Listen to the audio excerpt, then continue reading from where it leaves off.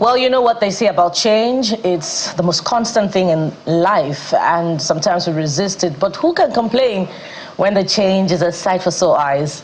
Hello, Kayode. It's good to see you again. Wow. What do you want, Bukola? You know I don't want anything. These lyrics will not go to waste, but it's good to see you. Always good to see you too. Yeah. Of course, I never stop seeing you every morning, but you're welcome to the show. I'm Kayode Okikiolu. What a moment we're in right now. Less than 24 hours to Nigeria's 65th Independence Day celebration. But amidst all of that is the back and forth. Dangote, PENGASSAN, and NUPENG, and just made a joke recently that with every passing moment that this is not resolved, Nigerians are inching closer and closer to the jerry can. Picking up the jerry can and joining queues. But I think we'll just start with the Independence Day celebration. It's meant to be a big one. 65 years since independence. Every October 1st, Nigeria rolls out activities, events, and the rest. And what usually marks the day for a lot of people is the Independence Anniversary Parade. But guess what? Well, the Director of Information and Public Relations in the nation's Ministry of Information, and that's the Office of a Secretary of a Federation, that's the SGF, has announced that the Independence Parade will not be holding this year. No reason was given for that, but in that statement which was put out, he said that the cancellation is in no way a diminishment of the significance of the milestone anniversary, and government remains committed to celebrating Nigeria's 65th year of independence with dignity and enthusiasm. Bukola, well, there shall be all hands on deck, but no boots on ground at the parade ground. I see what you did there. 1st of October, 2025, that will be this time around. But I wonder what it would look like at the subnational level, for the other states of the Federation. We grew up knowing, that parade, and children looked forward to, the regular march past. I doubt that it's being the norm or the feature dotting the landscape as far as October 1 celebrations are concerned in the last couple of years. Perhaps when we were growing up, it was, the regular feature was the big deal, but not the case now. More importantly, perhaps what we can agree on as far as that statement is concerned is the need for reflections at this point in time. So everyone across the divide, the elected, the appointed, the followership should be reflecting on what Nigeria, where the point that Nigeria is at this point in time, what Nigeria has given to us despite the hard work, that we have committed to it. Well, what we should give to Nigeria as well. Remember, not what your country can do for you, but what you can do for your country. Ascribed to, former U.S. president, and the commitment, the call to patriotism, to give our best to continue to build Nigeria. We all cannot jackpot, and go to all the other countries of the world, where our youth are building, with their youthful years, their strength, the other nations of the world. Those of us back home must continue, to give our very best to Nigeria in whatever sector that we find ourselves, regardless of the challenges, that are across the way. We must all heal from, the stories, that come out from Nigeria that are not particularly palatable, and strengthen our resolve that in spite of those stories, we must give Nigeria our very best. Speaking of some of those unwholesome stories, Kayode, there is one that we are not very happy to tell this morning. Well, I think it's a process.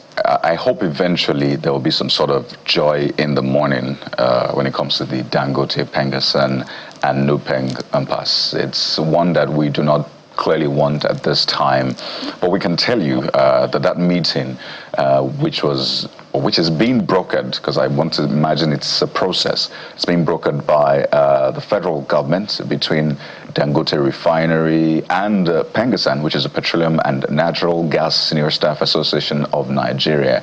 Well, that meeting ended in a deadlock yesterday. That's Monday night. It was a meeting that was long overdue after all of the back and forth after the fireworks, the name calling, the finger pointing, all of the allegations, and of course the firing of 800 workers as a result of what has been described as restructuring, PENGASSAN and Nupeng's move also to down tools and block, which by the way is still ongoing in spite of the court order. So that meeting ended in a deadlock. The court, that's the National Industrial Court, we can tell you, also gave a judgment yesterday ruling asking that they shouldn't block gas supply to Dangote. But the oil workers are saying, well, we are continuing. Solidarity forever, they say. So we're at a point that we cannot afford this crisis, this impending crisis. And I say that because we can still, pull ourselves back from the brink. But if we're not careful, we're heading to a disaster, Bukola, that we cannot afford as a nation at this material time. Indeed. That meeting that you talked about will continue today at 2 p.m. according to reports, and we hope that there will be a resolution to all of the issues concerned, because the outcome of that meeting would determine the course of this agitation by union workers vis-a-vis its relations with Dangote Petrochemical Refinery. So we're wondering, what that outcome would be. How should we protect labor workers in the oil sector, in the downstream sector? How should they adapt to the emerging realities in the oil stream, in a downstream sector of Nigeria's oil industry? If we consider what now obtains in line with practices across the world, if indeed it is true that depots are outdated and they are no longer relevant to the scheme of things, if employers decide that they would provide forward integration, just such that they can, record profit, maximize profit in the scheme of things, do employers have the right, to reorganize? And if they reorganize, how should it be done in line with the labor rules? The international labor laws. Those are the issues at play at this point in time. And how should regulators, rise to the occasion as well, such that they can prepare the workforce, to be skilled, so skilled, such that, they can move competitively with the skills that other workers across the value chain in other countries can provide, and then we can protect our own workforce back home at home. Those are the issues that are up for consideration at this meeting, hopefully, but more importantly, an immediate solution to those crises, such that Nigeria does not enter into another round of scarcity of petroleum products, where we see queues across petrol stations in the country. We hope that does not degenerate to that level at this point in time. Absolutely, Bukola. So the time is of the essence, as they say. There's a lot of things to basically walk through this morning, and this one is a very sad one. Our industry, the media industry, was thrown into mourning yesterday following the tragic death of Somtochukwu Christelle Maduagu, a news anchor, reporter, and producer with Arise News Channel. Somtochukwu Maduagu, fondly known as Somi by her colleagues, was killed in the early hours of yesterday during an armed robbery at a residence in Katampe area of the nation's capital, Abuja. Well, the 29-year-old journalist was a respected and vibrant figure on Nigerian television, was known for her warm on-screen presence. A statement was released by Arise News Channel describing her as a cherished member of the Arise News family, whose voice engaged and connected with viewers. We understand that the police have launched an investigation into the circumstances surrounding the attack, and the news channel is calling for speedy investigation. And I must say that the whole industry is calling for a speedy investigation and the apprehension and prosecution of the culprit. So from all of us at Channels Television, our prayers, our hearts are with the family of Somtochukwu, Arise News Channel, and the media industry at this very difficult time. Bukola, it's a very, very tough one, I must say. 29-year-old late Somtochukwu Maduagu is no more.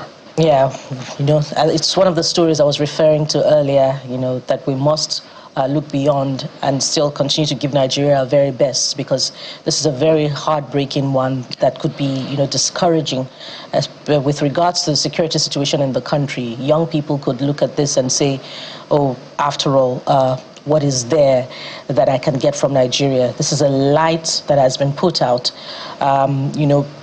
Watching a short docu of her bio this morning made the story all the more heartbreaking. She's a lawyer, a 29-year-old lawyer, who first appeared on the news channel as a guest, and she rose on to become, an anchor. And then she also represented Nigeria at the Miss Tourism International event. And she was a very strong voice as far as a reportage on gender representation and sexual and gender-based violence. And, this young lady had a lot of potential as far as the very many levels of broadcasting, and the legal profession is concerned. I imagine, the levels she should have risen to in terms of reporting the judiciary, reporting sexual and gender-based violence, reporting, governance. And her light has just been put out just like that during a robbery incident at her residence in Katampe, Abuja. We commiserate with the Maduagu family following the death of this young lady, very beautiful young lady, and of course, with the Arise News channel on the sad passing of Somtochukwu Maduagu. May her soul rest in peace. Amen. We'll take a moment now, and when we return, we'll bring you the big stories on the front pages. Please stay with us.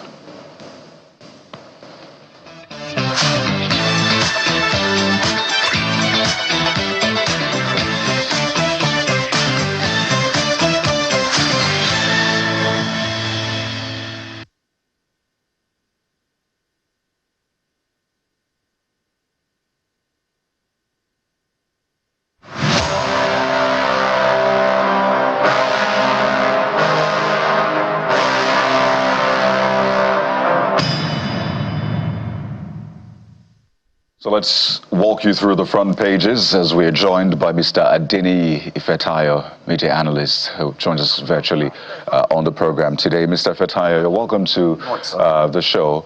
Well, we're starting off with the Guardian newspaper, since it captures one of the biggest stories that we have right now in the country. And you see gas users groan as PENGASSAN strike crashes power generation exports. While a lot of people are concerned about petrol, which is a big deal, the Guardian newspaper is also focusing on gas, as it has crippled or crushed power generation and exports. So this is going to have, or is already having, a wide-ranging impact on Nigeria's economy. And we all saw this coming. Mr. Ifetayo, how much more time do we have before we have a full-blown disaster on our hands in this sector? I can say we are at that point, because they said a drop of water makes a mighty ocean. And if the situation is not arrested, on time, it can escalate to something else. We are talking about we will not be able to meet up the international supply, those people we need to supply outside the shore of Nigeria. And you and I know that most of our activity are fuel reliance. People need to move from point A to point B, and if once the queue return, the price is going to jack up. There's a whole lot of things, and I would say that beyond dialogue, I think the unions still need to look at themselves inwardly. Yes, you say you are doing this because of they claim 800 members of their association that was dropped or sacked or relief of their duty, and look at over 200 million Nigeria, what we're going to solve as a nation, as an individual, losing fund. I read the report that we are losing up to about $110 million daily when it comes to gas. And it's this gas that power some of these disco or whatever it is they are doing at some institution. So I think it's high time they should look inward, and there should be a legislation that there are some things you cannot take too far. Maybe, for example, saying that before you can, some of those critical sectors, before you can go on strike, there has to be like a 3-month review. And it is high time, PENGASSAN, to look inward. If some of your members are being retrenched or sack, whatever it is, you have 3 months maybe to review it, engage the company, not just because the company said, oh, I'm restructuring my organization or my company, I need to lay off this number of staff and all of that. And you say, okay, let every apparatus shut down, sabotage. But I just hope that they do the needful, and since they are having meeting with the government official, and Nigeria can just move forward. We can't be doing this at this time and age. Well, the papers pretty much double down on that national issue of immense proportion this morning. The Vanguard newspaper, take a look at the headline. Court stops PENGASSAN, others from cutting gas supply to Dangote Refinery. There are a host of writers there. We're not aware of any court order that's ascribed to PENGASSAN. Barricades, NNPCL towers, NMDPRA, NUPRC as strike begins. I'm just wondering about the scale of the strike beyond, the court order and who should be implementing this court order. We know that the strike was supposed to cut crude and gas supply to Dangote Refinery and perhaps other oil installations. But I want you to speak to how total the strike was, such that it even impacted on the headquarters of the NMDPRA, NUPRC. Shouldn't we be getting some form of explanations from the relevant ministry? In this case, that would be the Ministry of Petroleum Resources, and from its agencies on the scale of the strike. And then you can also speak to the court order as well, Mr. Ifetayo. Yeah, let me start from court order. Sometimes there are some court orders that is only pages of newspaper that you'll be reading it. I think we should move beyond these.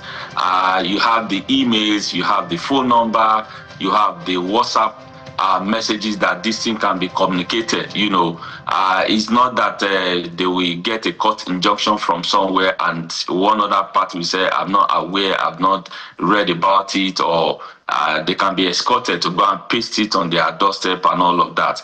Having said that, another thing I want us to look at it, like you said, DPR, PENGASSAN, I heard that they had a meeting, was it 2 days ago or yesterday? I think there should be a strong statement coming out that this is our position now. Let everybody should stand on existing protocol, go about your daily activity. I read the report saying that the case has been adjourned to October 13 and all of that. Even in the spirit of independence, Nigeria at 65, PENGASSAN can say, okay, let's give them 1 week. So after those are the things which should be Nigerian first before you can be a member of one association or the other. Nigeria should supersede whatever it is that we are doing. There have been a gap in communication. NNPC is not saying anything.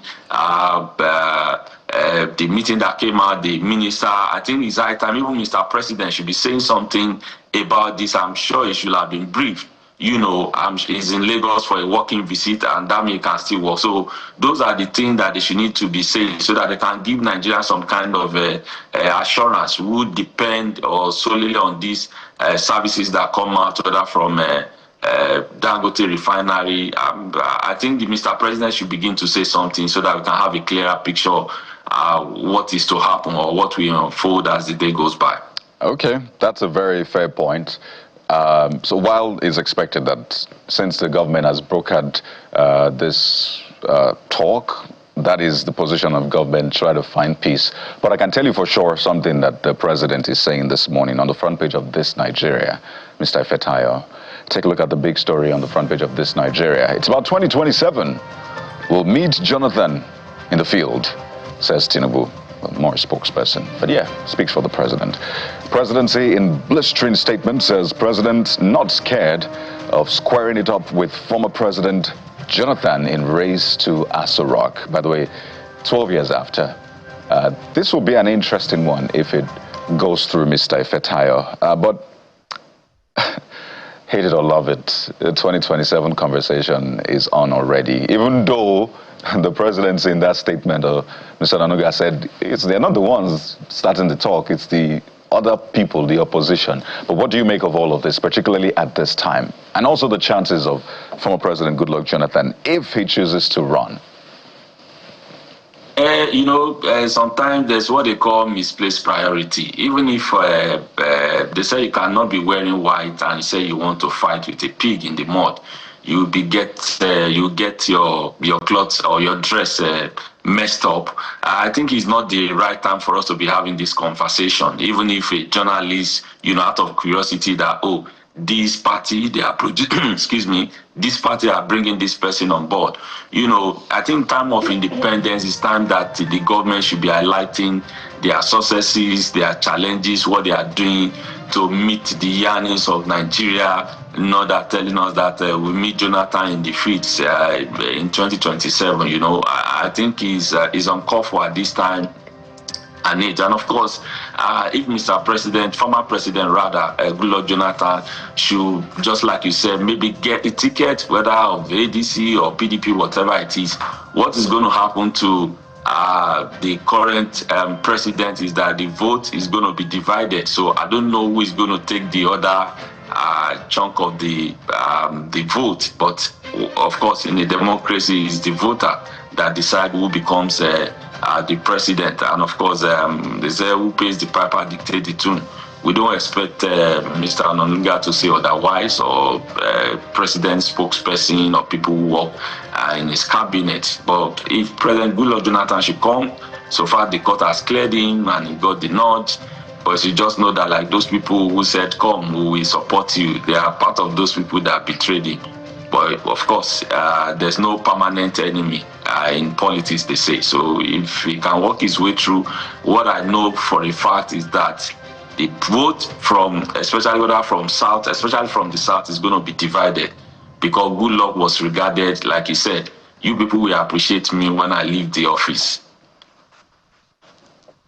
Well, we have just one more place to stop before we close the newspaper review segment, and that would be New Telegraph.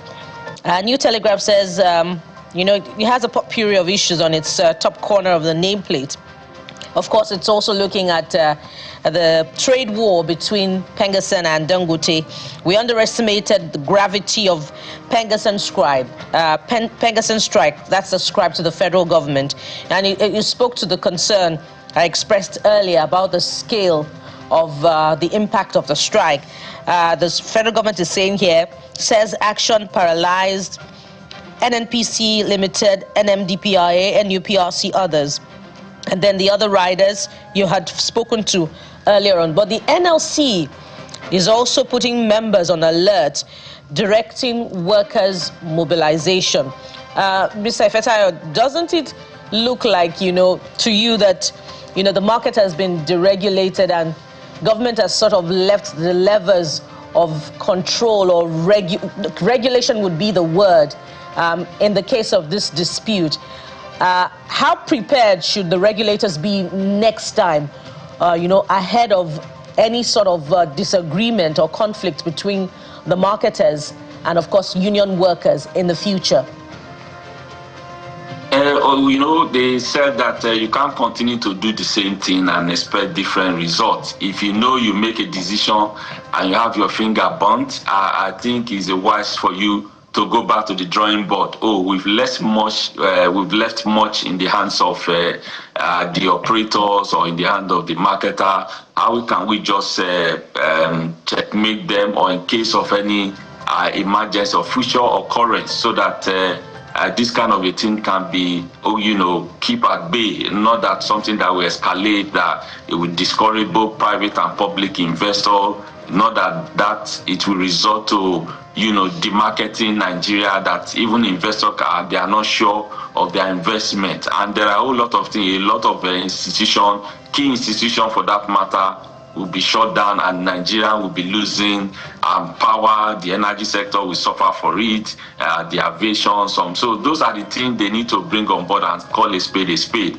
It's not because sometimes when they are deregulating or privatizing some of these agencies, sometimes it's because of their crony will be the one that will be in charge. That's why they don't look at some certain things critically. I just hope that this one, that everybody will have learned his or her lesson and look for a way to make it more. Nigeria should come first, regardless of the association you may belong. Yes, there's a freedom of association, and not that because of that association too, they have rights. This how far you can go when it comes to doing this, not something that will sabotage the whole of economy, our fragile economy that we are trying to salvage, So all those things should be looked into and go back to the drawing board and make sure that we have good governance. At least Nigeria, they benefit from good governance that they have promised, not that adding insult to injury. There you go, Mr. Fetayo. We have to thank you for your time. It's going to be a long day, and we are here to give Nigerians all of the updates. But Mr. Dini Fetayo, thank you once again for your time, media analyst, always joining us on the program. Thank you. It's my pleasure once again. So there you have it.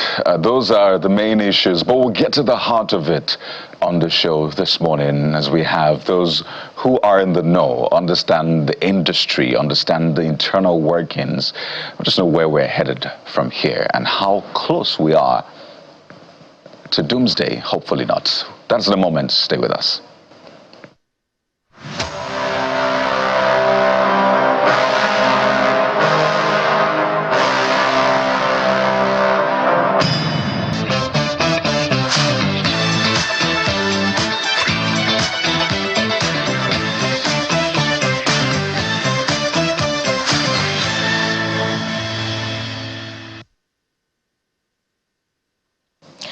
All right, welcome back. Let's begin the first leg of our conversation. We're reviewing continually the trade dispute between the unionists and, of course, Dangote Refinery, PENGASSAN. And we're hearing from the papers as well this morning that the NLC is placing its own members on alert. Well, you and I know what that means. What are the implications of this? And how will that meeting, as it continues today, how will it decide the fate especially of Nigerians who may be at the receiving end of the outcome of the meeting? And joining us for this conversation, we have Mr. Kelvin Emmanuel, who is an economist and who'll be speaking to these issues on the side of the marketers. And we'll be having, a representative of the unionists joining us later on. Mr. Emmanuel, thank you for joining us on the program. Thank you so much for having me. Good morning from Abuja. So let's start with that meeting. I wonder what feelers you're getting about, the state of the meeting. Of course, pressmen were asked to leave such that further consultations would continue. We know that the meeting is continuing at 2 p.m. today. Beyond the feelers, what are your expectations on the outcome of the meeting and how it would determine the scheme of things henceforth between Dangote Refinery and the unionists? Bukola, first of all, I think it's important that the federal government realizes, Mr. President realizes that whatever happens with this impasse and situation will speak volumes to foreign investors and will signal the president's investor readiness as he's been touting in his foreign trips for 24 months now.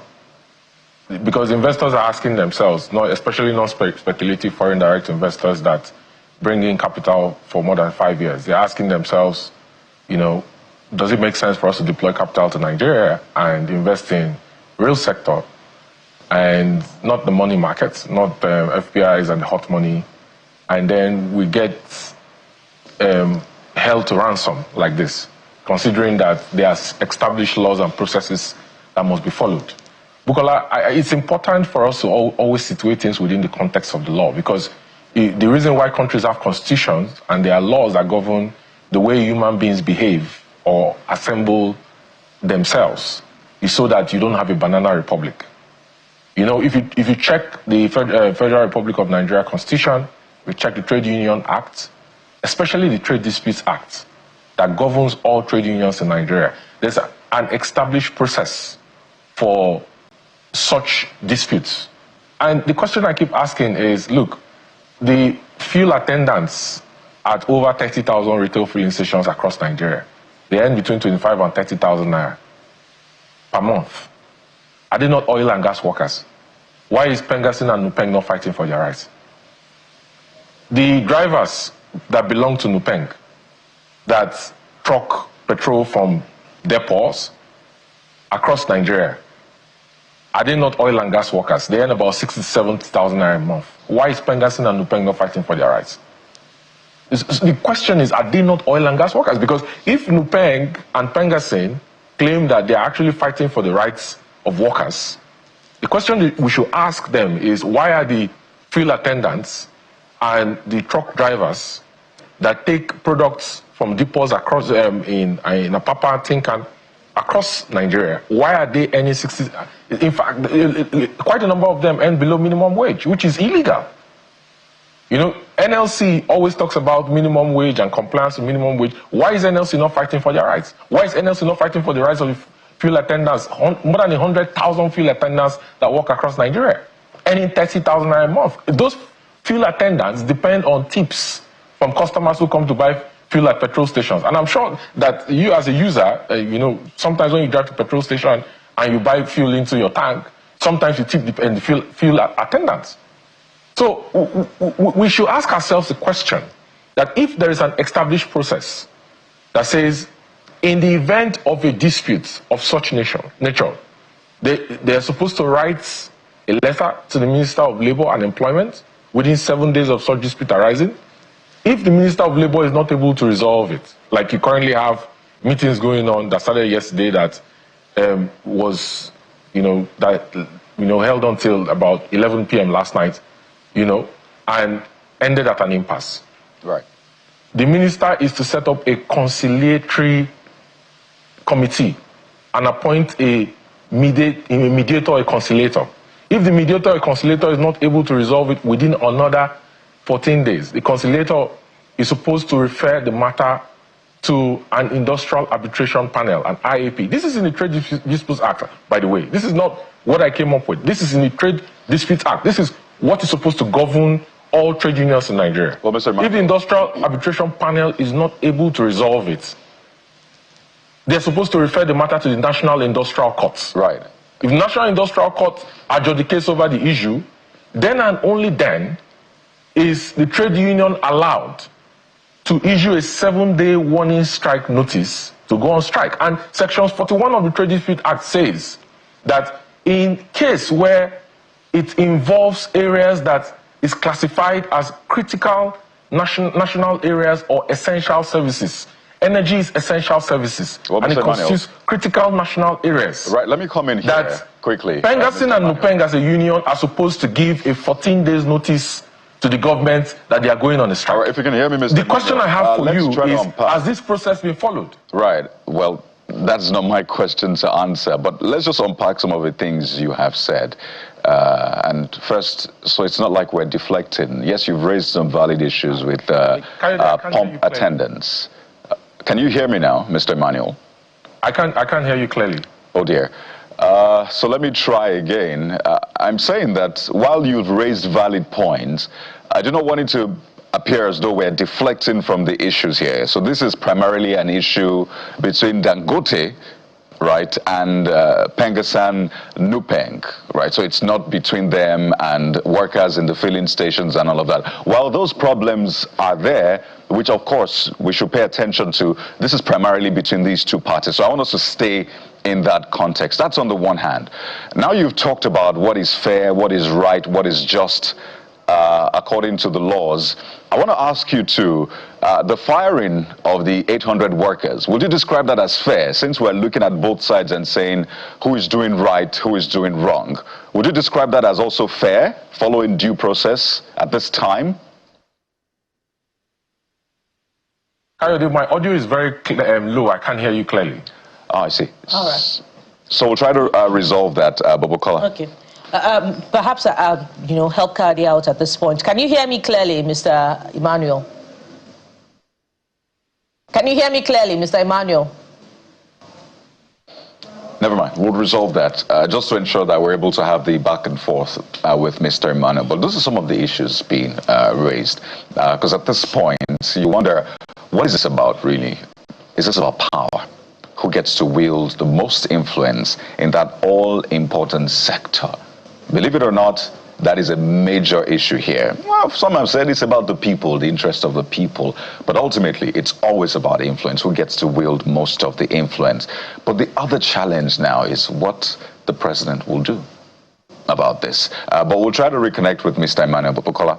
These are some of the issues. And, one of the most important points from Mr. Emmanuel and Mr. Adini this morning is whatever the outcome of this meeting is would send a very reassuring signal, or a signal that, speaks of lack of confidence to investors about the ability of Nigeria to manage the concerns around its oil and gas sector.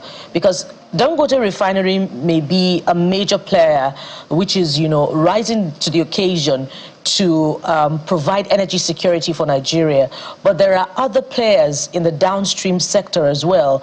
There are other players who are also refining petrol as well. There are other players who are also drilling crude. So what signal does this send, to investors about confidence in, the different parts of that sector?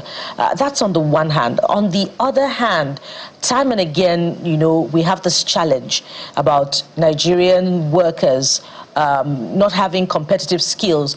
Well, we must be sure, about whether this is the case in the sack of 800 workers. That is one of the reasons for the disaffection of PENGASSAN.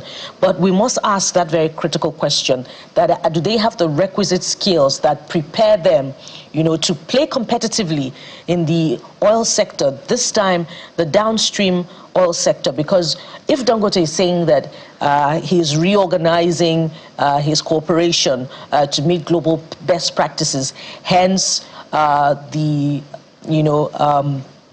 recruitment of Indian workers, we must ask, what do those Indian workers have, that surpasses what Nigerian skilled workers or a little less skilled workers have? Those are the issues. And, it also speaks to whether or not the regulators are forward thinking about global best practices, about how to position Nigeria as indeed a player that cannot be ignored in the downstream oil sector, in the very critical energy sector. I wonder if Mr. Emmanuel is, back now and can hear us.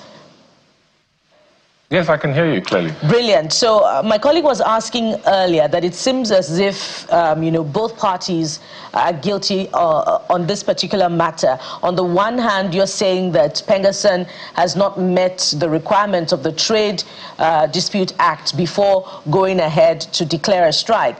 But, PENGASSAN is also saying that it will not meet Dangote with the rule of law if Dangote also fails to, abide by labor laws seen in the sack of 800 workers. Bukola, it's a very good question you asked. Now, look, you see, Dangote is a private organization. Dangote is not NNPC. Dangote is not the government. Dangote is located in a free trade zone. Dangote, as a company, has, first, a right to hire and fire as it fits the company, right? So if, for example, he's doing a reorganization and he says that, look, I'm looking at my balance sheet, I'm looking at my business, and I'm looking at the fact that for several months, there's been cases of internal sabotage in the company, and this doesn't make sense. And the management has decided that it's in the best interest of the company, given how sensitive a commercial refinery is, to reorganize the company at this material point in time. The management has the right to do so. If PENGASSAN and NUPENG feels aggrieved, NLC and TUC feels aggrieved by it, based on the Trade Unions Act, there is a process to follow. You don't sabotage the economy.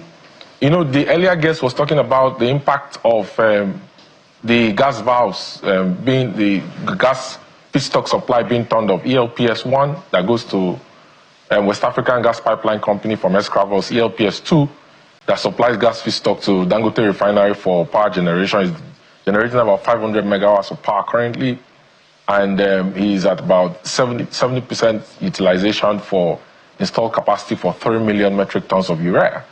You know, if you turn off the gas and there's no gas going to the export markets through pipes, and there's no gas going to gas-based industries, there's no gas going to the generating companies for power, you affect the economy. And PENGASSAN is in trying to fight for, according to them, workers' rights, you know, crippling the economy that it's fighting for. If you don't obey the process, then you live in a banana republic. The reason why there are laws that govern how these things should be addressed and done is so that you don't come to a situation where one party that seemingly feels aggrieved, you know, cripples the entire economy. It doesn't make any sense. It's also a wrong message and signal to foreign investors, especially the non-portfolio investors, who the president is courting to come to Nigeria to invest. They're asking them, and this is especially because, Bukola, if you go back in time, the same PENGASSAN and NUPENG, they've been at the heart of, you know, ensuring that these government-owned refineries that NNPC wasted $18 billion to fix, and nothing came out of it, they're under lock and key, were not sold to private investors. Just imagine for a second, Bukola, that in 2007, the government-owned refineries were sold to CNPC and Blue Star Consortium. And that within 4 to 5 years, in 2012, those refineries were taken by the private sector, they were revamped, and Nigerian government stopped paying subsidy.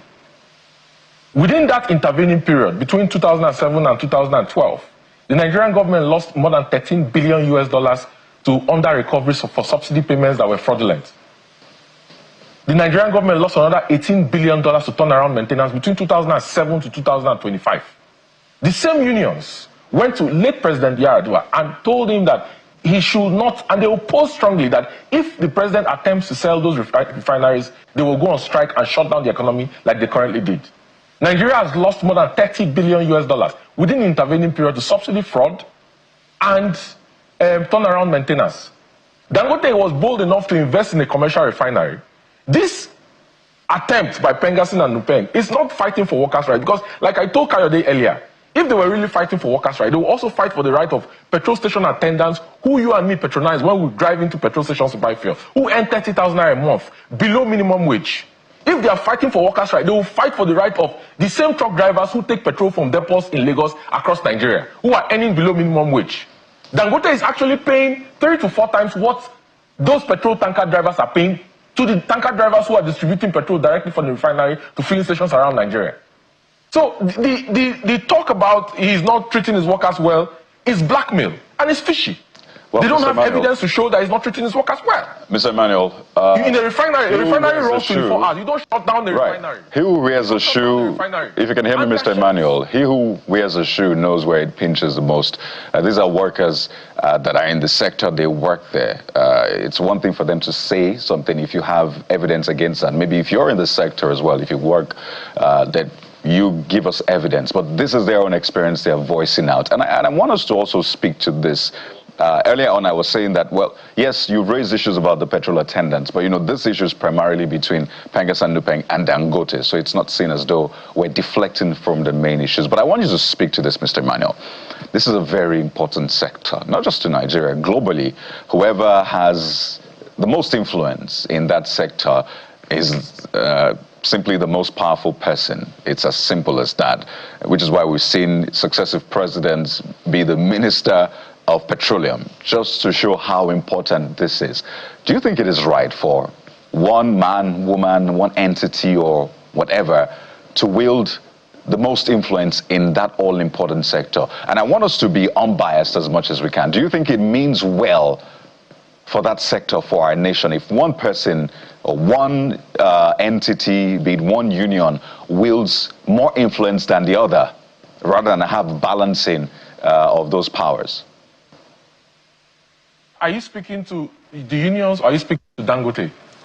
I am speaking to the sector. Do you think it is fair for one, that's why I say one man, one woman, one entity, one union, anybody to wield more influence than another person, rather than have a balance?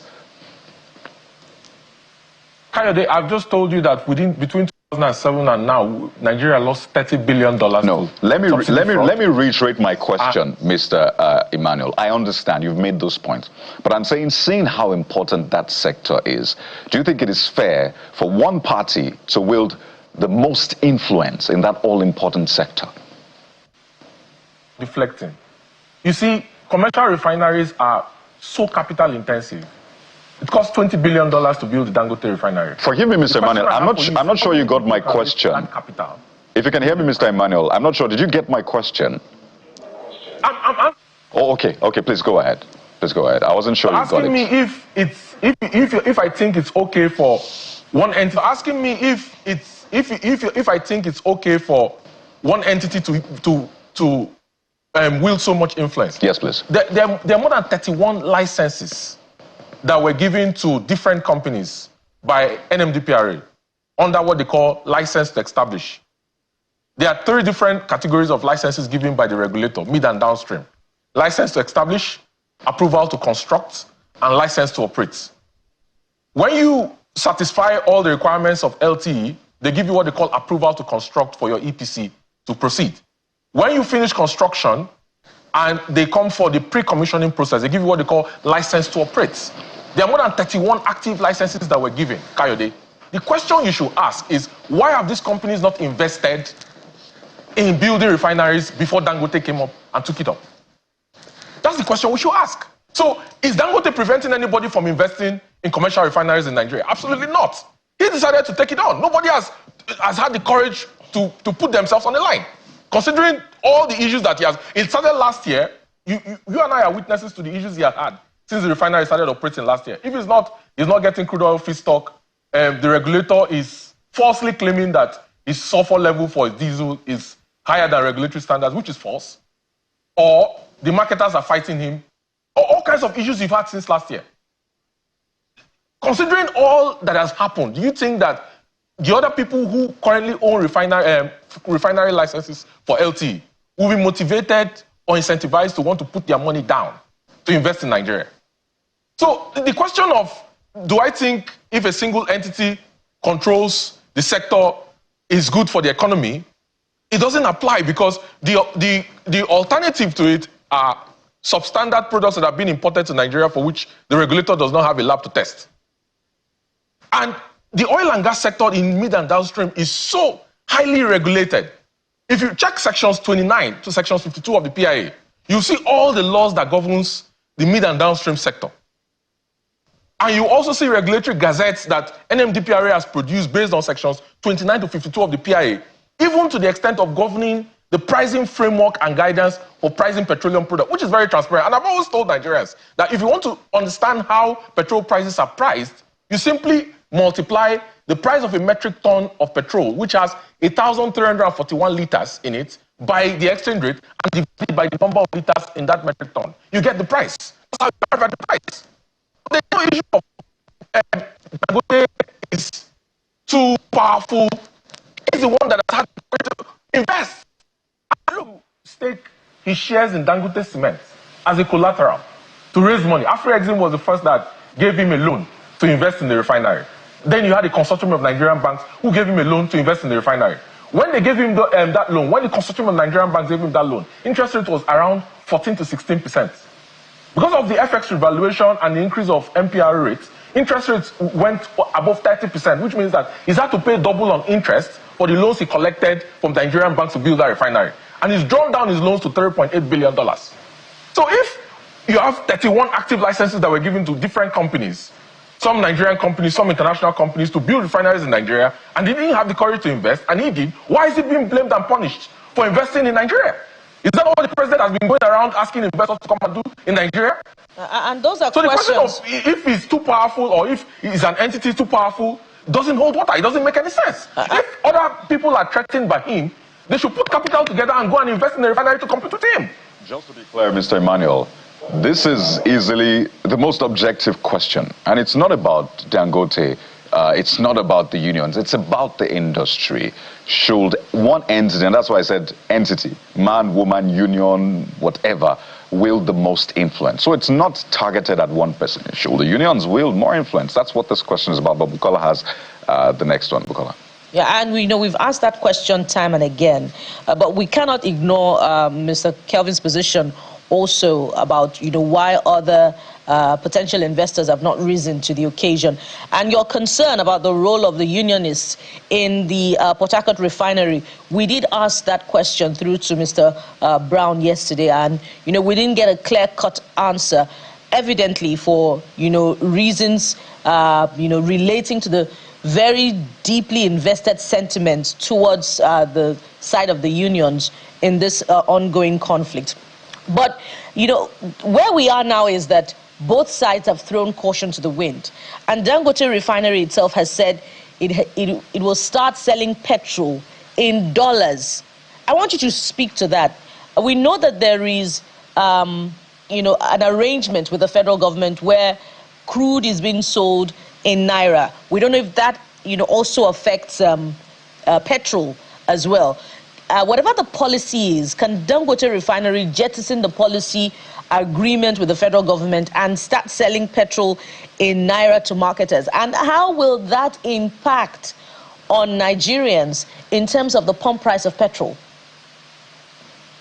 Well, it's a very excellent question you asked. Look, let me run through the daily crude allocation so our audience can understand. Nigeria, for example, when you hear Nigeria pumps 1.5 million barrels of crude per day, all of that crude doesn't belong to the government.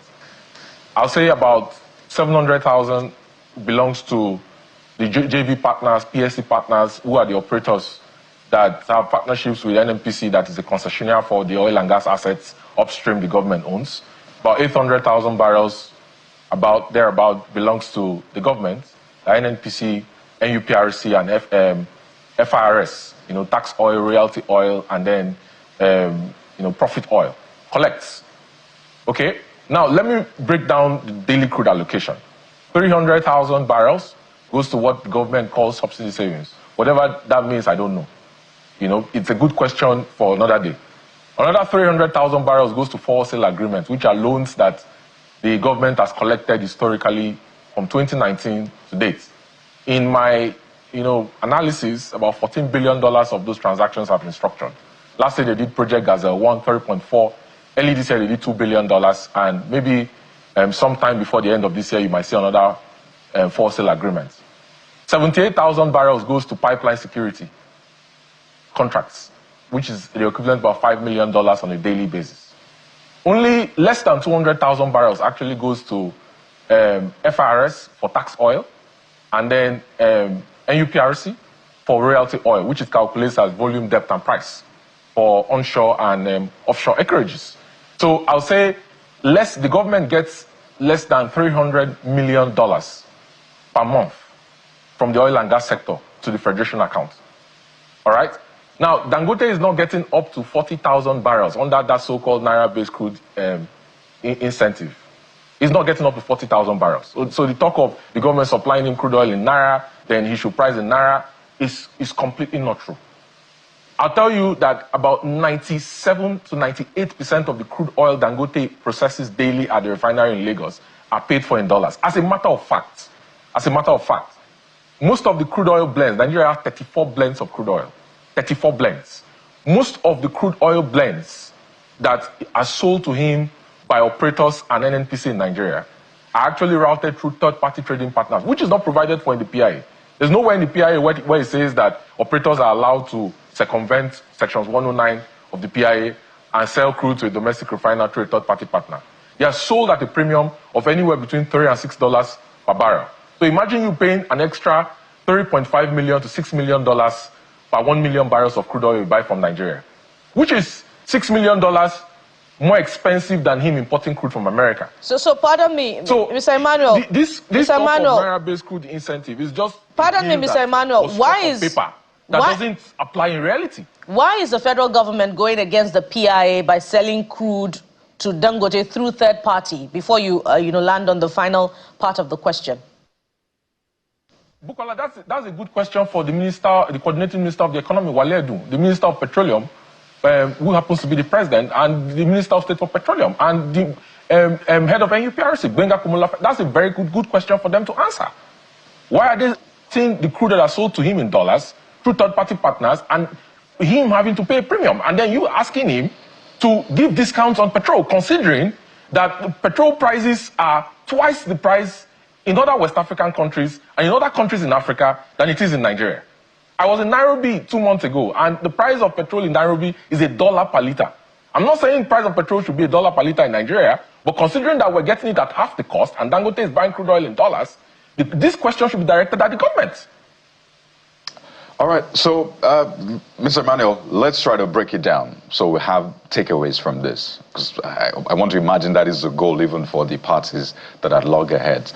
So one, can the workers unionize in Dangote? Do you think that's a fair thing for them to want to aspire to? Dangote is not against workers unionizing. And yes, the workers can unionize. All right. Right? Because it's provided in ILO conventions, it's provided in the Trade Union Act. He's not against them unionizing. His position has always been that PENGASSAN and NUPENG cannot compel his workers against their wish to unionize. You can't say that automatically because you're in the oil and gas sector, every worker in Dangote Refinery must unionize. But they are free, the ones that want to unionize are free to unionize, and there should be no punitive action taken against them, right?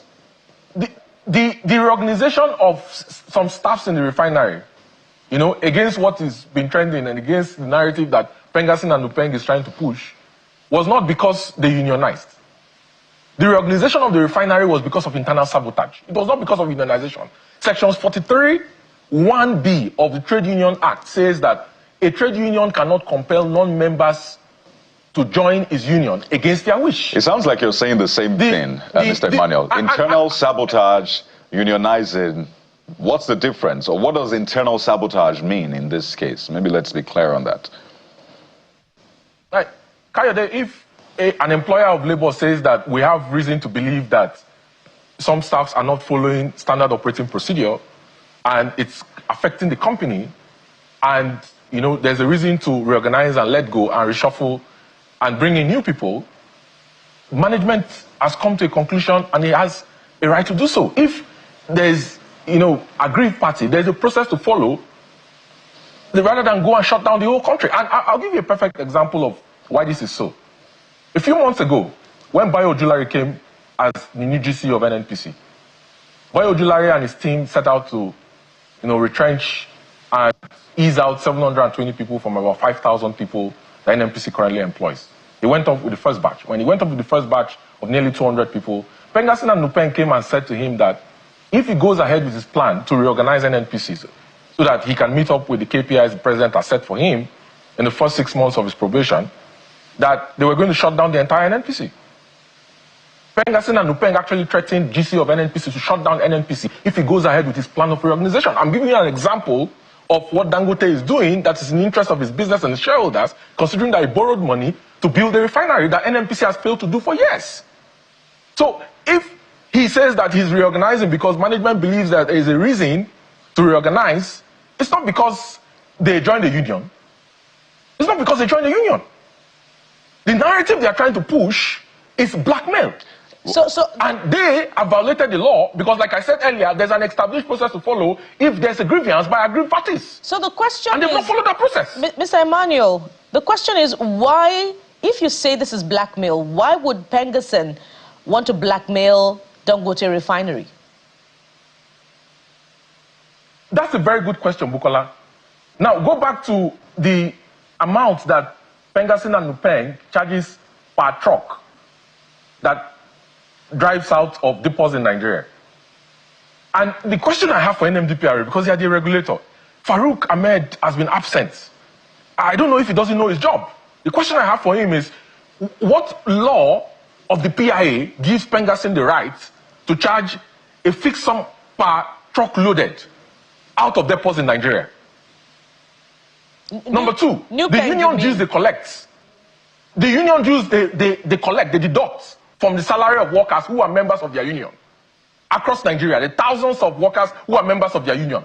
So when you look at the financial incentive of them compelling people to join their union, you begin to understand the motivation behind their action. When you look at also the fact that PENGASSAN and NUPENG has been acting as a proxy of the marketers who realize that Dangote's forward integration to set up trucking services around Nigeria to take petrol down to the last mile to retail stations is the end of their depot business, which has been for arbitrage purposes. You see their motivation and incentives. Well, I must say that it's almost as though both sides are accusing each other of something the other side is also doing at this point. And we can go on, and it looks like this is going to be one that will define the industry.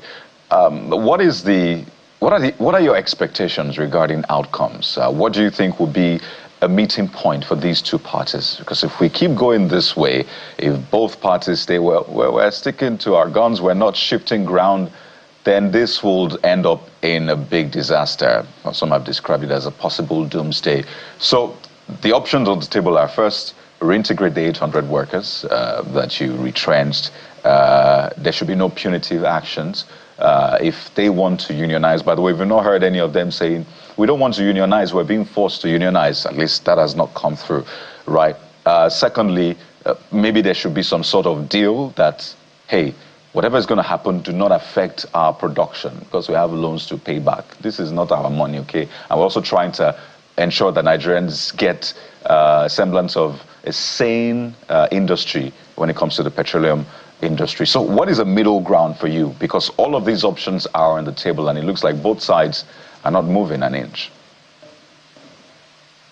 Kayode, for me, I think it's important to understand that whatever happens with this will set the precedence for international investors. It's very important. It's a signal to international investors. I think it's unhealthy for a trade union to hold Nigeria to ransom. And Mr. President needs to intervene, right? The extreme option would be for the government to proscribe the unions, which I don't think is the solution here. All right? I also don't think it's right for PENGASSAN to blackmail and say to the government that if Dangote does not reinstate the workers that management has deemed fit to reorganize and retrench, that they are not going to resume their services to the other areas of the economy. I think it's blackmail.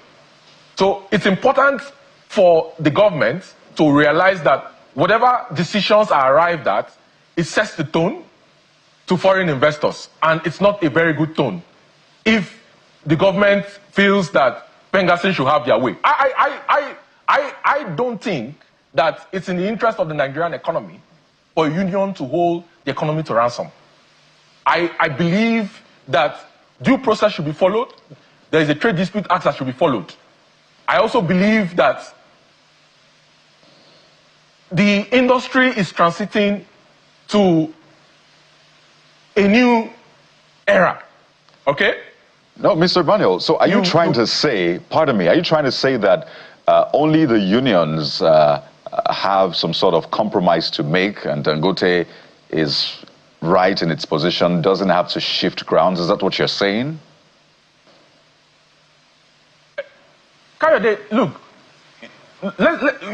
when you talk about Dangote doesn't have a right to shift ground, I'm at a loss because no, you've not mentioned what Dangote should do in this case. It's mainly the unions. They can't hold the ransom. They can't do this. They can't do that. So basically, you're saying that Dangote shouldn't shift ground in this. Only PENGASSAN. A court gave an injunction, yes, pending the hearing of the substantive suits, barring NUPENG and PENGASSAN from shutting down supply of crude oil and gas to Dangote Refinery. Look, it's unconstitutional and it's illegal for PENGASSAN to order for crude oil supply that are based on commercial contracts that has been signed between Dangote, Nigerian Gas, NGML, NGIC, and about 6 operators. It's unconstitutional. You giving them credence and saying that they are right in their action sets a negative precedence for other international investors. Well, they say they have not gotten... And we need to be clear about that. They say they have not gotten the court order. But I'm saying they're on the table at this point, Mr. Emmanuel, and they have to shift ground. And that's what all of this conciliation is all about. Both parties have to shift ground. Now, the measure is another case entirely. And we must say that we're meant to be joined by a representative of PENGASSAN on the show, but the connection will not allow just to have a robust conversation, Mr. Emmanuel. Bukola. And just to add to what you had said earlier, Mr. Emmanuel, that NUPENG had denied that it introduced 50,000 naira per truck to the distribution of petroleum products in its ongoing negotiation with Dangote. Bukola, let them open their books to an external audit. If they are denied, let them open their union books to an external audit. Let them open their books to an external audit. So, in addition to that, and as we round off now, PENGASSAN is in negotiations with Dangote right now, brokered by the federal government. But there were other issues to this. The initial disagreement was between NUPENG and Dangote, and then there was also DAPMAN and Dangote. When this is resolved, how sure are we that we're not going to go into another round of trade dispute between Dangote and these other players in the industry? Or do you have any feelers that they are also part of the ongoing negotiations? Because we don't have any insight as to whether those other matters have been resolved between Dangote and the other parties. Bukola, there's nothing to resolve between Dangote and DAPMAN. Nigeria is moving from importing of products to commercial refining, which is backward integration for products. And Dangote has the capacity to solve Nigeria's wide transportation fuel needs. There's nothing to resolve. The depots that are located in Apapa and Tinkan are in the past, right? They should form a consortium, build their own refinery and compete. If they don't want to form a consortium, they should pay the 75 naira per litre charge for loading and freights and pumping of products to their tank farms, because Dangote is not going to give them a 75 naira per litre discount, which will cost him 1.5 trillion naira in subsidies to them. There's nothing to resolve. The market is moving. He's invested $250 million in CNG trucks to take petrol and diesel to the last mile. Okay? And Bukola, let me say this. The airline operators of Nigeria is a witness. Because if you look at the value attribution, 40% of the cost in aviation goes to Jet A1 and automotive turbine kerosene, ATK. Okay?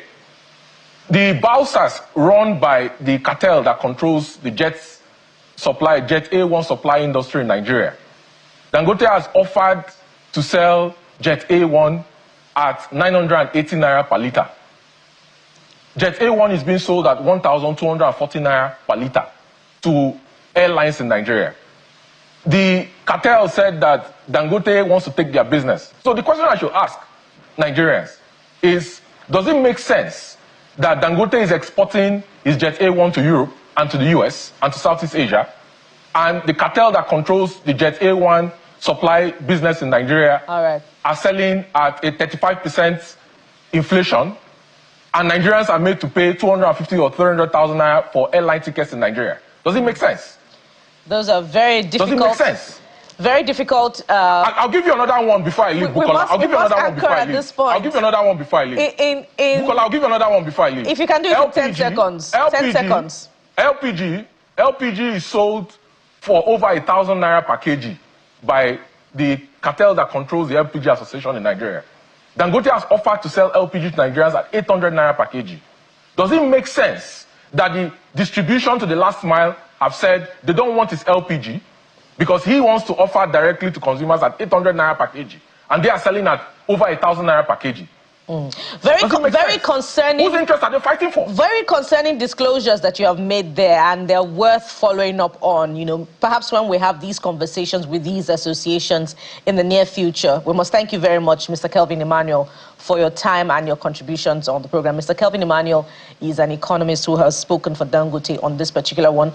Maybe I should just reiterate that we also extended an invitation to a representative of the unions, but communication would not allow us, you know, have a robust conversation. Thank you again, Mr. Kelvin Emmanuel. We will transit from this conversation now to yet another that is just as important. We're looking at legal matters, and Mr. G.T. Ogunye, Barrister G.T. Ogunye, joins us on the next one. Stay with us, we'll be right back.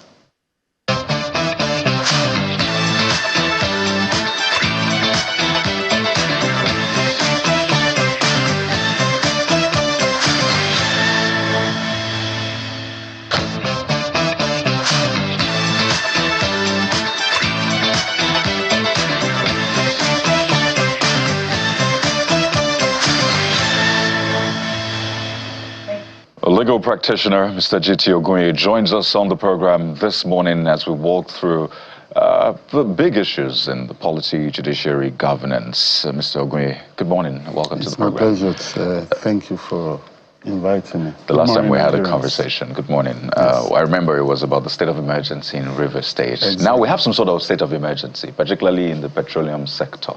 And we're inching closer and closer to a disaster we cannot afford. Right now, haven't seen all of the different parties.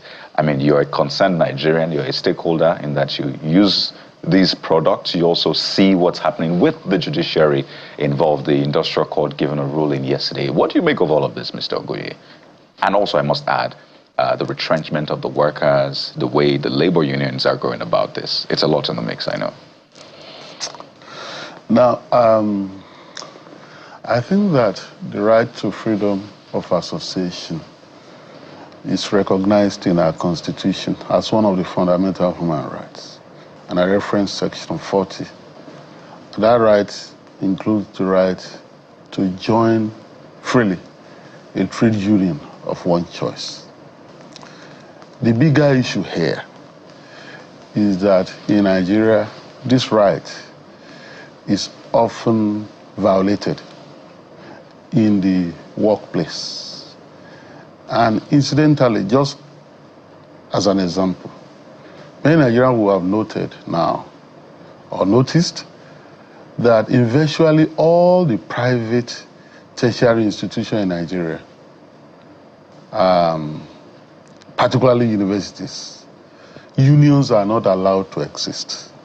So when the Academic Staff Union of Universities is threatening strike or, you know, having labor issues with the federal government, the private universities are not bothered because unions are not allowed to operate freely in those private institutions.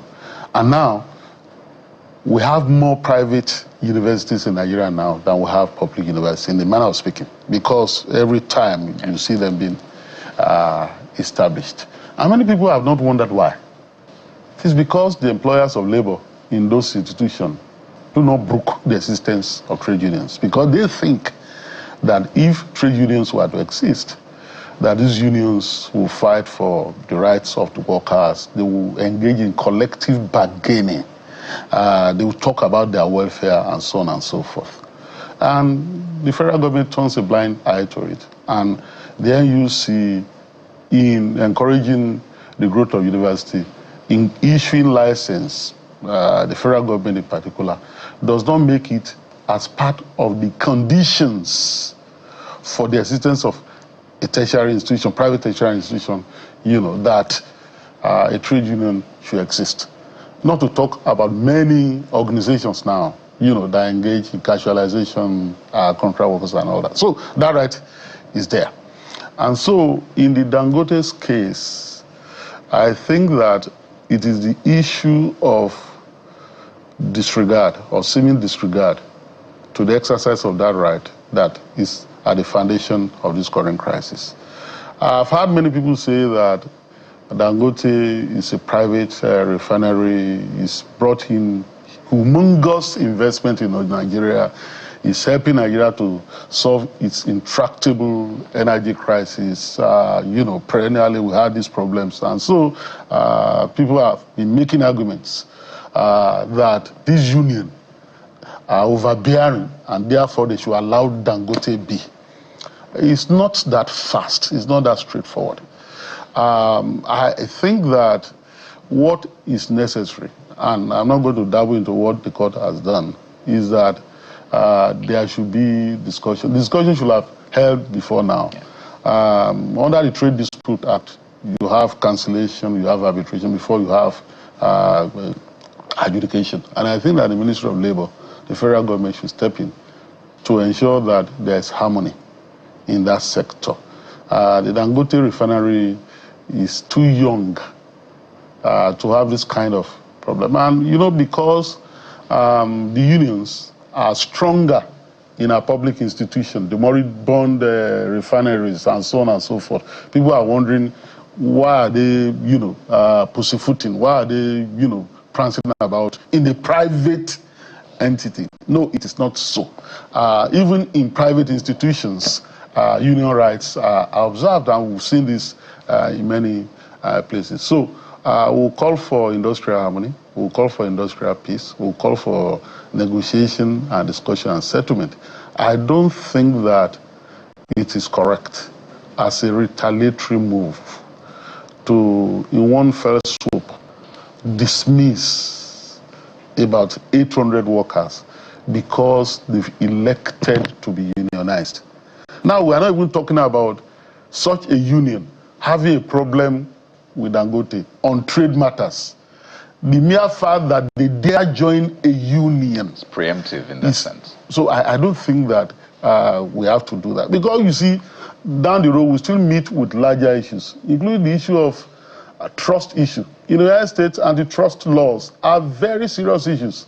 In the sector, they said that yes, to promote efficiency, the refinery will now directly be retailing products and so on. These are verging on, trust issues, when a monopoly, wants to. So I think that some of these issues will ease when we have more refineries in Nigeria. The Boa one is on stream, others will come. We don't know what will happen to the government-owned one, whether it will be scrapped or, we don't know. So if you have more, I think that the attention Dangote will be reduced. And I think that rather than this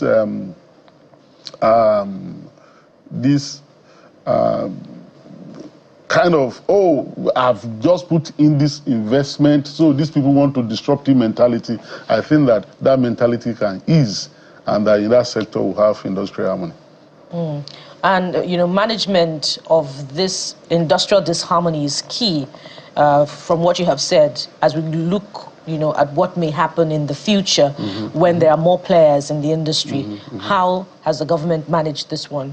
What should it have done to even prevent the case getting to this level in the first place? And speaking of cases, let's transit now to Osun local government dispute between the ruling PDP in that state and the All Progressives Congress.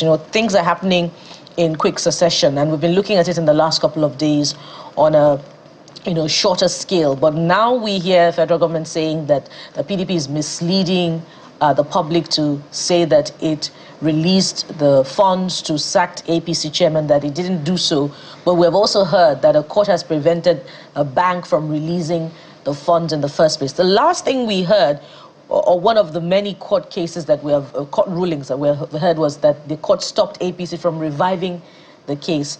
What is your legal intervention on what is playing out in Osun local government matter? The matters are scattered all over the courts now, from the lower court to the apex court. And so sometimes it's like a litigational labyrinth. It's difficult to navigate through the process and know what is going on at each particular time. But let me just say generally first that my consistent position has been that the court is not suited to adjudicate blatantly political disputes. And although people will say that political dispute may come with a hue of legal dispute that the court can adjudicate. Yes, I can say that. But cases like this are very difficult to navigate because parties are unrelenting. They want to go to court to litigate, to get validation for their own position. And even when the matter, is ultimately decided by courts, we've seen occasions in which, because the parties are energized, they have vested interest, and they have the money, state resources to spend, they can hire lawyers to go back to court to attempt a litigation. The Supreme Court on occasion damned very senior lawyers who came back to talk about having the Supreme Court to look at cases that had been decided and all that. So, and this is because interests are vested and the parties have huge purses and all that. Now, my view, and that's the second point, is that the cases in court that have to deal with the issue, the foundation of this dispute was the issue of whether the local government elections that were conducted were proper, whether the tenure of the preceding local government chairman, whether their tenure, and council, whether their tenure was up, and the matter was litigated in court, and there was a court of appeal decision. And on the back of that now, the issue of whether they were still the authentic one or their tenure had, elapsed by a fraction of time came in, and we had that problem. In the course of that, there was an attempt to rely more or less on self-help to enforce that decision, which had a catastrophic effect. Lives have been lost in this needless battle. If you ask me, in Ikire or something, some people who are going to the council, were killed in that process. And now the battle is still raging on the issue of who is the party or who are the ones that are entitled to receive the local government funds.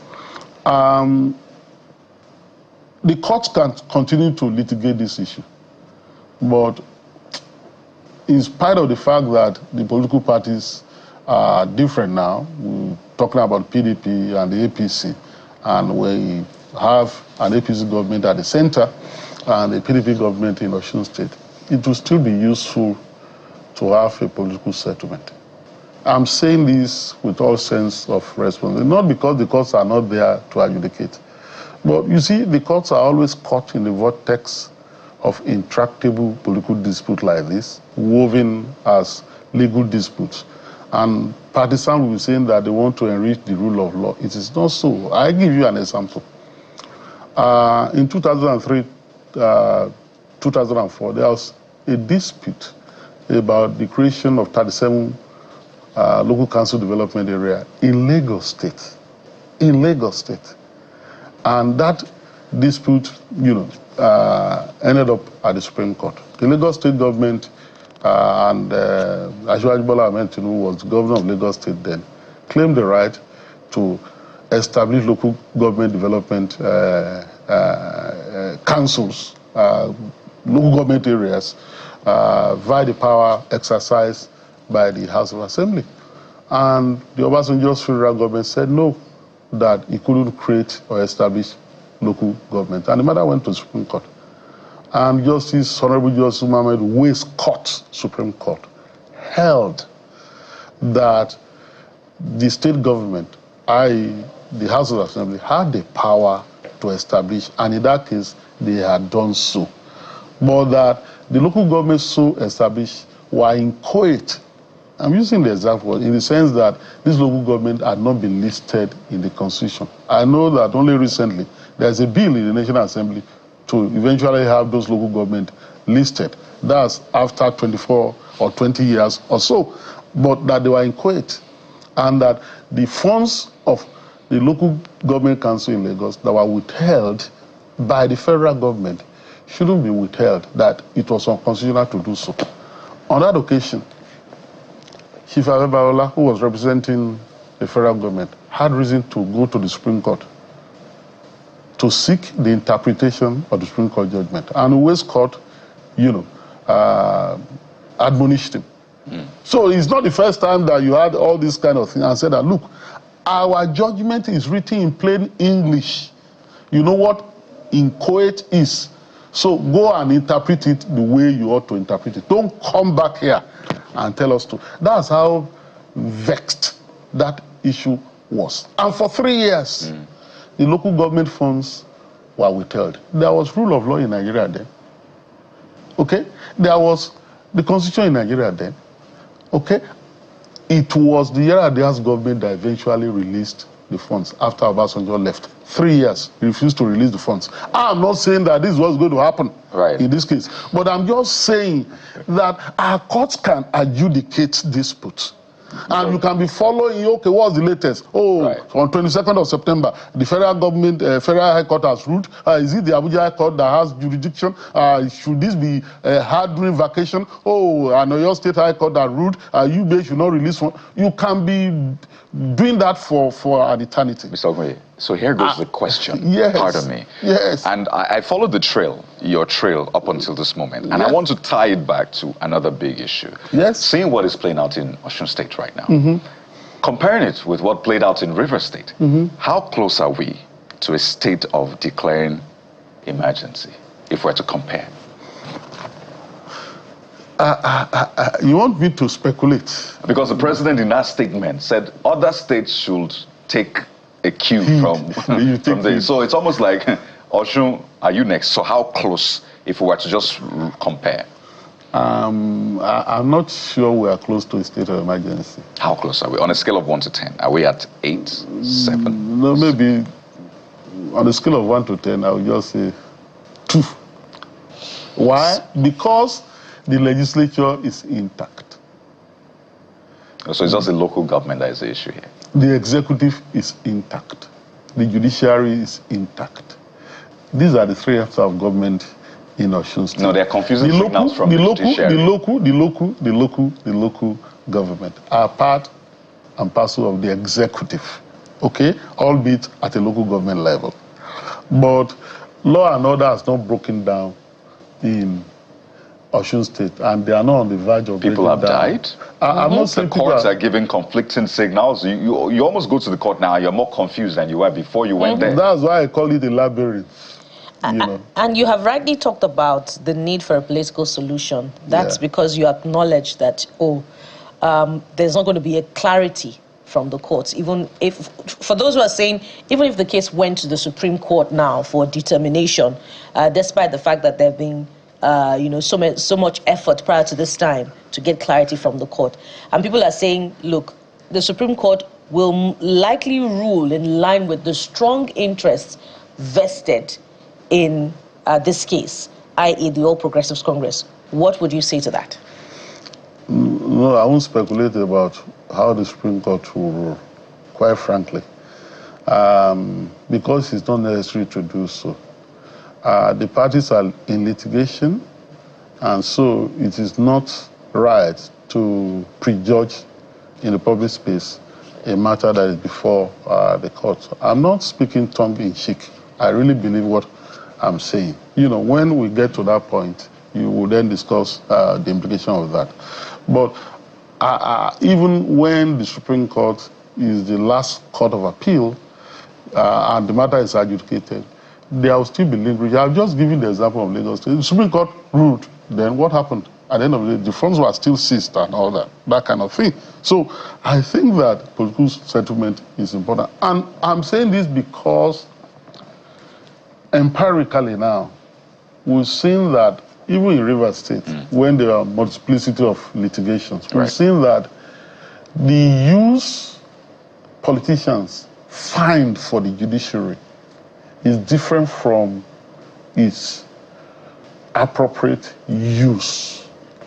In most cases, they abuse our court processes just to get validation and to get strength in a political combat. I don't think that the judiciary should be that used. And these cases take the time of the courts. Yeah. They are given primacy in determination. Indeed, our constitution is so worded.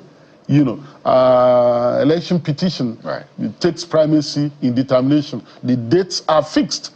For ordinary civil appeal that, you know, get in court and get mired in the judiciary, they don't have that kind of primacy. Even when we talk about equality of all before the law, and presumably equality of parties before our courts, when they are, you know, in the business of adjudication. You made a very, very strong point. The use that politicians find for the judiciary is different from the purpose itself. And I think this is something for everybody to chew on, the judiciary itself. And I know that they say the judiciary shouldn't be, I mean, what's the news in that sense? But you can't separate the judiciary from the news, right? They are human beings. They're human beings. They are the human element. Certainly. We have to thank you so much. I'm glad that we're able to have this conversation and tie it to the current event. So it's always a pleasure when we get to sit down with you, Mr. G.T. Ogunye, legal practitioner. Thank you so much for your time. Thanks for inviting me. I'm grateful. We'll take a moment now, and when we return, there's this whole drama playing out in the ADC, particularly in Adamawa State. And former Vice President Atiku Abubakar has also been speaking about issues in the polity and all of that. We'll bring those together for you in this next conversation, so stay with us. We'll be right back.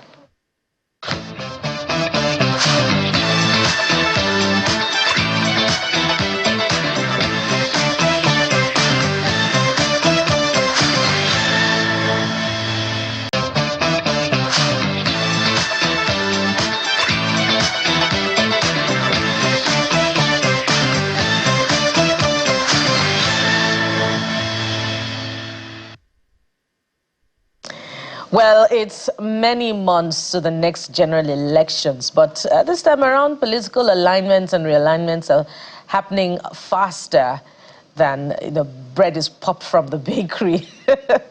And we're looking at developments in Adamawa State as far as that is concerned, with a view to expanding the conversation as well. Let's have this one as we have joining us on the program, Mr. Shehu Yohana is the state chairman of the African Democratic Congress in Adamawa State. He joins us virtually from Adamawa. Good morning, Mr. Yohana. Thank you for joining us on the program. Good morning, viewers. Good morning, all. And good morning, Madam Bukola.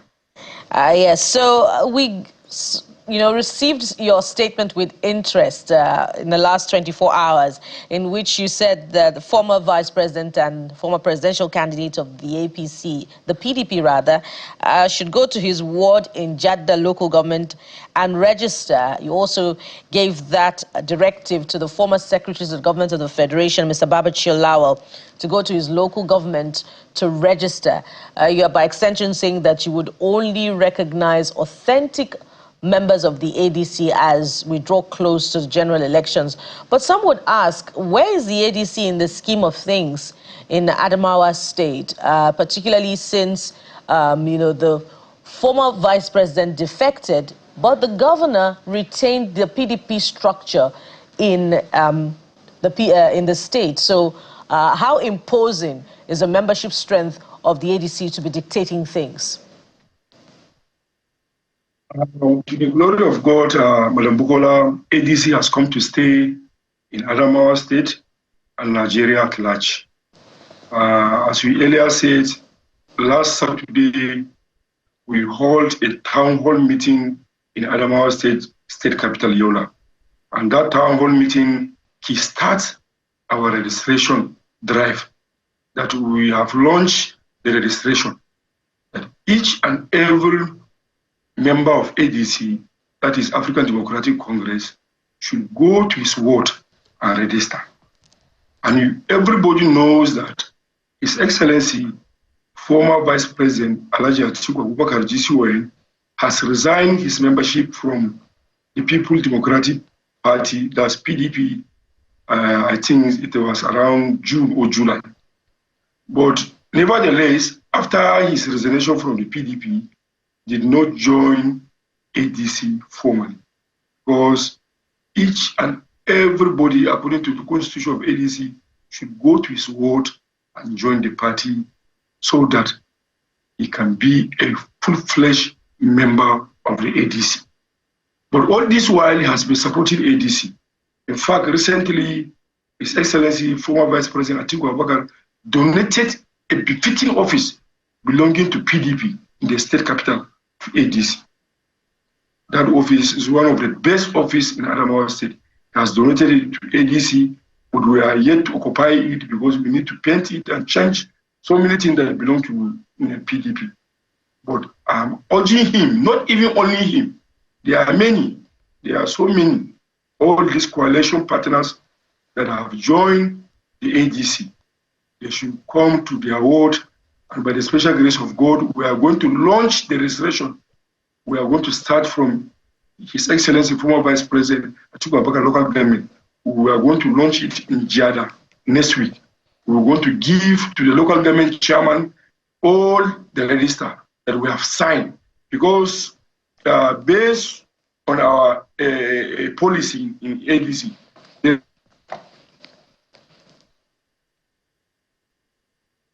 Right. Right. Well, very fair point there, but it's just the language that we were wondering about, because the statement talked about issuing a statement to the former vice president.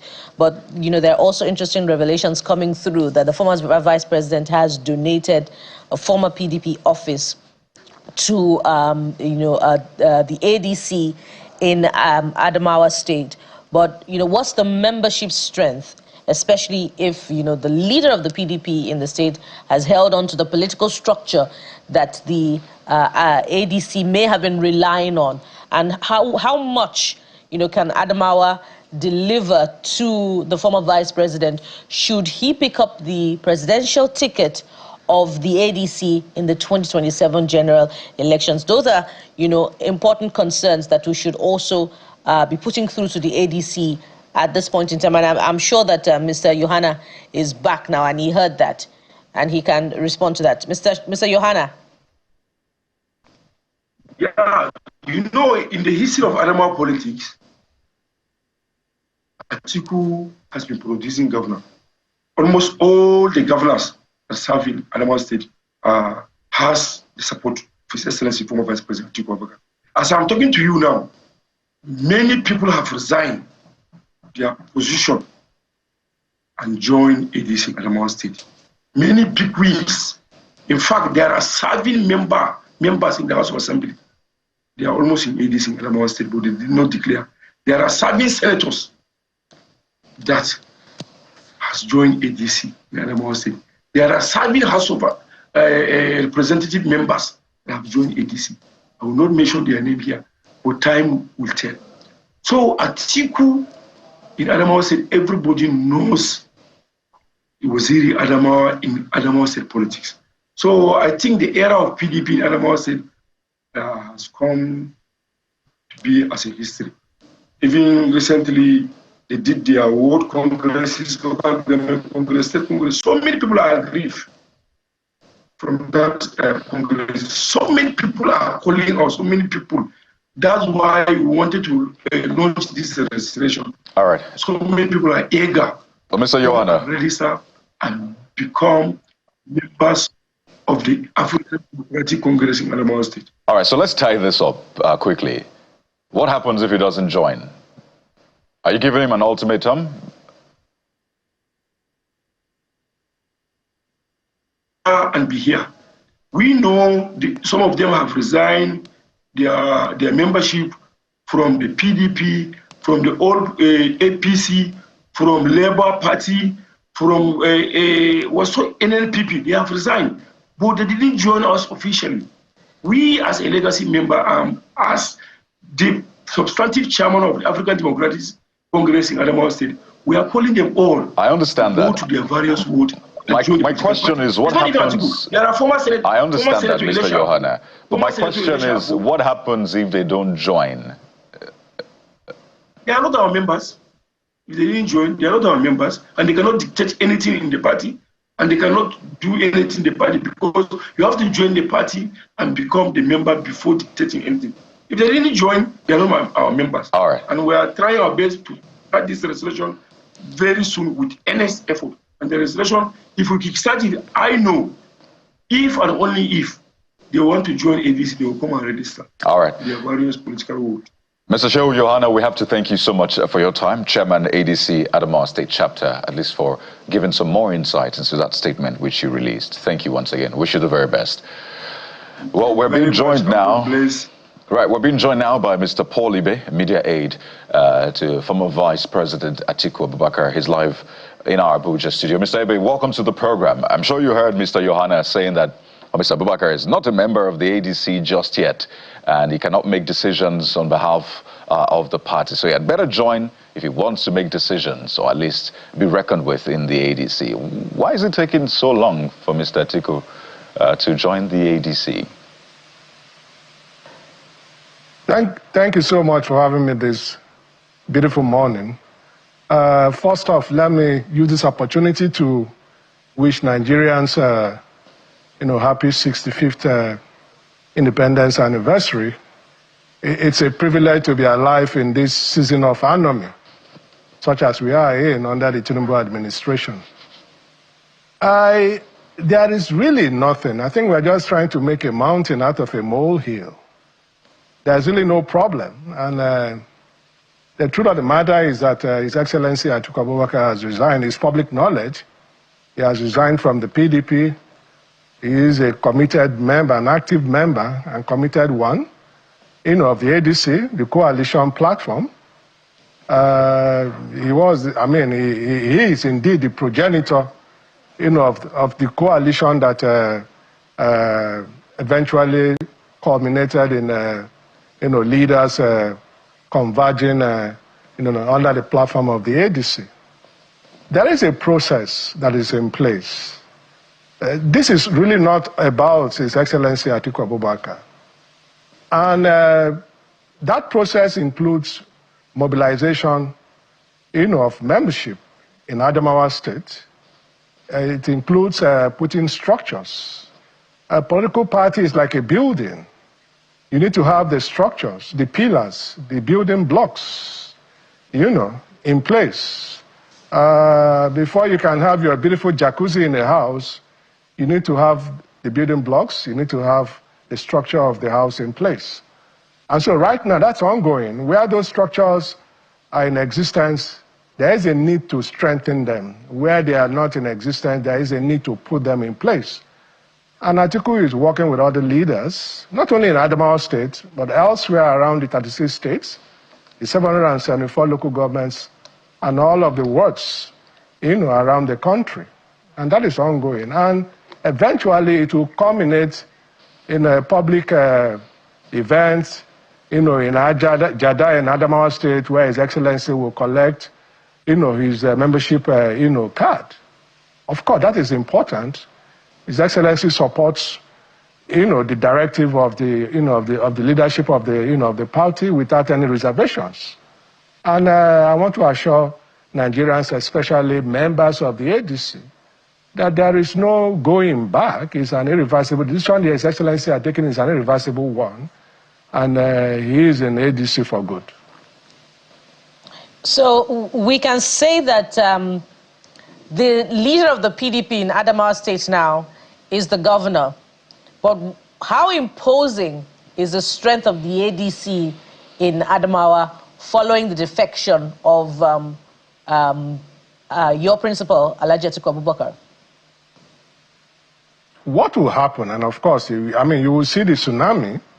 Once, like I told you, all of the structures are in place, and officially His Excellency, collects his membership card, you see a tsunami, movement, the realignment, of members, of various political parties in the state, a bit of Labour, of ABGA, of the PDP, of the APC, and all of that. They will coalesce, in the ADC, and that is what it's all about. And what His Excellency is trying to do is to ensure that the proper structures are in place to receive all of these people who will eventually, follow him, into the ADC.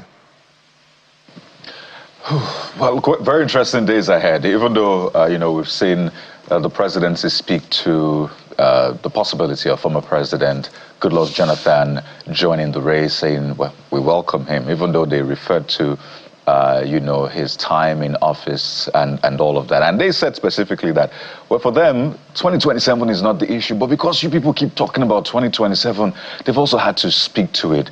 But if a former President Goodluck Jonathan were to agree and throw his hat, would there really be any need for Mr. Atiku Abubakar to also run? Well, it is not we. When you say we the people, are you talking about Atiku Abubakar? Are you talking about the opposition?